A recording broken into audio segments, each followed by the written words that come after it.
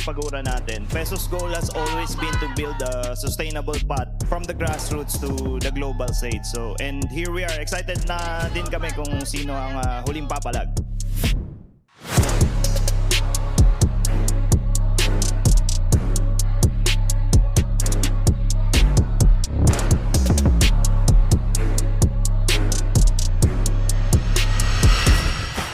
Grabe ang makikita nating bakbakan ngayong gabi dahil ito na ang pinakahuling set ng Team Liquid Philippines and Team Falcons. Let's go, Liquid! Palag na to!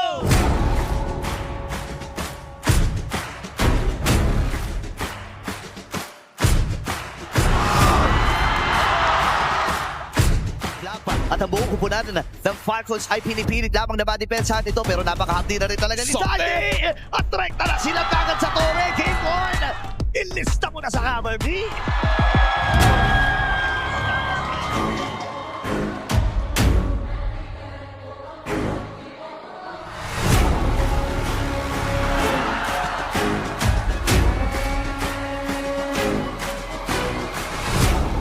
Pumasok na rin si Sanboy! Mamamatay ito si Hanji! Pero may nagamit din yung Wonder Crown. Sa Miami ko lang dapat ito.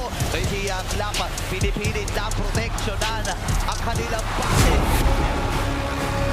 Mamahala din si Carlito. At tuwa na gusto. At nakuha na ng Team Falcons ang kanilang unang panalo sa aming Grand Finals. Parang pwede na ata ilista ito. May 2 for 2 ata tayo. Sasayaw lahat ng tempo sa mapa. For Team Falcons, sila naman yung hindi makahinga. Bawal kang kumurap kapag kalaban mong Liquid. Match point na ang Cavalry! Isa na lang ang kailangan ng Team Liquid Philippines para magawa ang hindi pa nagagawa. Wala! Natapusin ang